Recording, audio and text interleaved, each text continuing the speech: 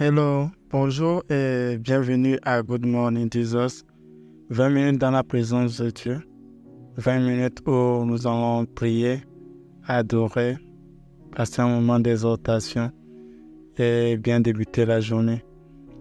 Parce que ça fait toujours du bien de commencer la journée dans la présence de Dieu et vous faites très bien de nous joindre ce matin. Que la paix, la grâce, la miséricorde de Dieu soient avec vous. Et que cette journée soit remplie de bénédictions, que cette journée soit remplie de grâce, et que cette journée soit remplie de la puissance et de l'œuvre de l'Éternel dans vos vies, au nom puissant de Jésus-Christ. Amen. Connectez-vous juste au son de ma voix et suivez. Dieu a encore prévu de grandes choses pour vous. Amen. L'exhortation de ce matin nous pose une question. Où est ta foi? Où est ta foi? Et ce qui t'arrive est en train d'arriver. Où est ta foi? Et ce qui ne doit pas arriver est en train d'arriver. Où est ta foi? Et ce qui doit arriver n'est pas en train d'arriver. Où est ta foi? Où est ta foi? Lisons ensemble Hébreux 11. Hébreux 11, lisons ensemble Hébreux 11. Hébreux 11 nous dit, Hébreux 11, le verset 1 nous dit, « Or, la foi est une ferme assurance des choses qu'on espère, une démonstration de celles qu'on ne voit pas. » Le verset 2 nous dit, « Pour l'avoir possédé, les anciens ont obtenu un témoignage favorable. » C'est par la foi que nous reconnaissons que le monde a été formé par la parole de Dieu, en sorte que ce qu'on voit n'a pas été fait de choses visibles. Le verset 2 me plaît beaucoup. Il dit, pour l'avoir possédé, les anciens ont obtenu un témoignage favorable. Actuellement, es-tu en train de recevoir un témoignage favorable? Actuellement, es-tu en train de recevoir un témoignage favorable de la part de Dieu? Actuellement, es-tu en train de recevoir un témoignage favorable de la part de Dieu? Es-tu en train de recevoir un témoignage favorable de la part de Dieu? Es-tu en train de recevoir un témoignage favorable de Dieu? Ta vie, est-ce que c'est un témoignage favorable? Ton parcours, est-ce que c'est un témoignage favorable? As-tu vraiment la foi? As-tu vraiment la foi à Jésus-Christ? As-tu vraiment la foi à la personne qui est morte à la croix pour toi? As-tu vraiment la foi sur son autorité et sa puissance? Si tu as réellement la foi, la situation dans laquelle tu es actuellement doit changer. Si tu as réellement la foi, la situation qui te dérange depuis un moment doit commencer par changer. Cette maladie qui te dérange depuis un moment doit quitter. Ce problème qui te dérange depuis un moment doit commencer par fuir. Si tu as réellement la foi. Où poses-tu ta foi sur tes capacités à toi? Où poses-tu ta foi sur ton intelligence? Où poses-tu ta foi sur ce que les docteurs ont dit? Ou est-ce que tu poses ta foi sur ce que les experts ont dit? Poses-tu ta foi sur ce que les humains ont dit de toi? Parce qu'ils t'ont dit que tu n'es pas intelligent, tu te crois pas intelligent. Parce qu'ils t'ont dit que tu n'es pas capable, donc tu te crois pas capable. J'aimerais te dire ce matin que nous adorons un Dieu qui change l'impossible en possible. Nous adorons un Dieu qui change l'impossible en possible. Si nous lisons le verset 4, il dit, c'est pas la foi qu'Abel offrit à Dieu un sacrifice par excellence que celui de Caïn. C'est par elle qu'il fut déclaré juste, Dieu approuvant ses offrandes, et c'est par elle qu'il parle encore, quoique mort. Regarde le témoignage favorable que Abel a reçu. Par la foi, son sacrifice a été trouvé excellent devant Dieu. Hey! Le verset 5. C'est par la foi que Enoch fut enlevé pour qu'il ne vît point la mort et qu'il ne parut plus parce que Dieu l'avait enlevé. Car avant son enlèvement, il avait reçu le témoignage qu'il était agréable à Dieu. Par la foi, Dieu a dit que tu es agréable à lui. C'est pour ça que la Bible nous dit, sans la foi, on ne peut pas être agréable à Dieu. Sans la foi, on ne peut pas lui être agréable. Enoch a reçu un témoignage de Dieu, qu'il était agréable à Dieu. Raison pour laquelle Dieu l'a fait enlever, pour qu'il ne voie point la mort. Quel est le témoignage que tu reçois actuellement de la part de Dieu? As-tu la foi pour recevoir des témoignages de la part de Dieu? Qu'est-ce que Dieu dit de toi actuellement? Est-ce que Dieu t'appelle homme de peu de foi comme il avait appelé les apôtres? Est-ce qu'aujourd'hui Dieu t'appelle homme de peu de foi comme il avait appelé les apôtres? Oh, il t'appelle. Oh, tu es agréable à mes yeux. Or, sans la foi, il est impossible de lui être agréable. Le verset 6. Car il faut que celui qui s'approche de Dieu croit que Dieu existe et qu'il est le rémunérateur de ceux qui le cherchent. Est-ce que tu crois que Dieu existe? Est-ce que tu crois que Dieu peut te rémunérer? Est-ce que tu crois en Dieu? Parce qu'il est impossible de lui être agréable si tu ne crois pas en lui. Est-ce que tu crois en Dieu? Est-ce que tu crois qu'il est capable de le faire pour toi? Où est ta foi? Où est ta foi? C'est pas la foi que Noé, divinement averti des choses qu'on ne voyait pas encore, et saisi d'une crainte respectueuse, construisit une arche pour sauver sa famille. C'est par elle qu'il condamna le monde et devient héritier de la justice qui s'obtient par la foi. Hey, Noé a été appelé héritier de la justice. Comment on t'appelle actuellement? Quelle est la preuve de foi que tu as manifestée et tu t'as donné un nom? Quelle est la preuve de foi que tu as exercée? La femme à la perte de sang a eu la foi en Dieu et il s'est dit en elle-même, si je puisse toucher le pan de la robe de Jésus, je serai guérie. Et dès qu'elle a pu toucher le pan de la robe de Jésus, elle a été guérie. Et jusqu'à aujourd'hui, on parle de son message. Je suis encore en train de parler de son histoire. Et nous sommes en train de parler de son histoire parce qu'elle a cru. Bartimée qui avait cru en Jésus, il criait, fils de l'homme, fils de David. Fils de David, aie pitié de moi. Les gens le frappaient, il tombait, il se relevait, il était aveugle. Il ne savait même pas où il allait, juste qu'il entendait que Jésus-Christ passait. Et il s'est levé pour crier auprès de Jésus. Jésus lui a donné la vie parce qu'il a eu la foi. Jésus lui a donné la vie parce qu'il a eu la foi. Et jusqu'à aujourd'hui, on parle de lui. Quand on parle des personnes qui ont eu la foi, on citera aussi Bartimée. Est-ce qu'on pourra te citer dans le règne spirituel? Est-ce que devant Dieu, on pourra te citer comme des personnes qui ont eu la foi en lui? C'est pas la foi, le verset 8, c'est pas la foi qu'Abraham, lors de sa vocation, obéit et partit pour un lieu qu'il devrait recevoir en héritage et qu'il partit sans savoir où il allait. Imagine, tu es chez tes parents et puis Dieu te dit, quitte ta maison, va à un endroit où je te montrerai, mais tu ne sais pas où tu dois aller, mais tu sais que le dehors c'est le désert, le dehors c'est le chaos, le dehors c'est dangereux, mais tu sors quand même parce que tu veux obéir à Dieu. As-tu la foi? Ça ne sert à rien de dire j'ai la foi si tu n'agis pas. Ça ne sert à rien de dire j'ai la foi si l'action ne suit pas la foi. Ça ne sert strictement à rien si l'action qu'il faut poser, l'œuvre qu'il faut poser, ne reflète pas la foi.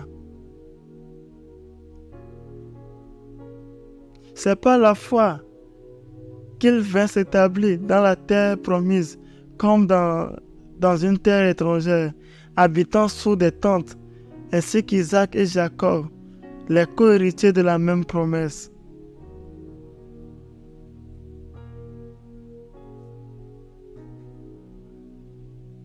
Le verset 11. C'est par la foi que Sarah elle-même, malgré son âge avancé, fut rendue capable d'avoir une postérité parce qu'elle crut à la fidélité de celui qui avait fait la promesse.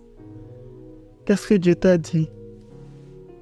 Quelle promesse Dieu t'a adressée? Quelle promesse Dieu t'a adressée? As-tu la foi que ça pourra s'accomplir? Qu'est-ce que Dieu t'a dit? As-tu la foi que ça pourra s'accomplir? As-tu toujours la foi? As-tu toujours cette foi-là? As-tu toujours cette foi?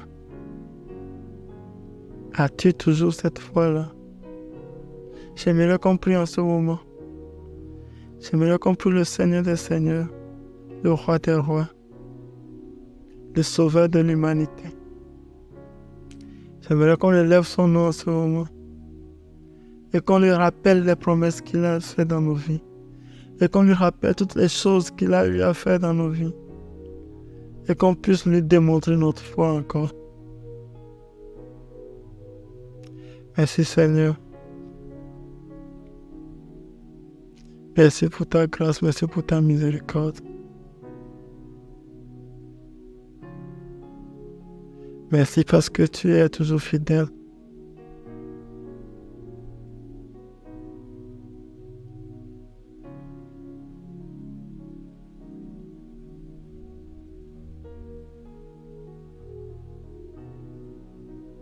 Merci Seigneur.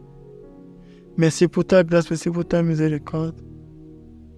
Dans ce moment d'adoration, prends ce moment de prière et commence par lui dire, commence par renouveler ta foi avec lui.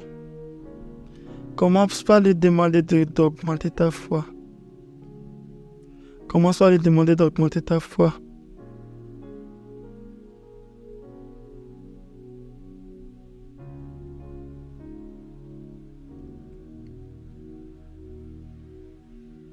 Commence par lui demander d'augmenter ta foi. Oh, Kabran d'abord, Shanaman.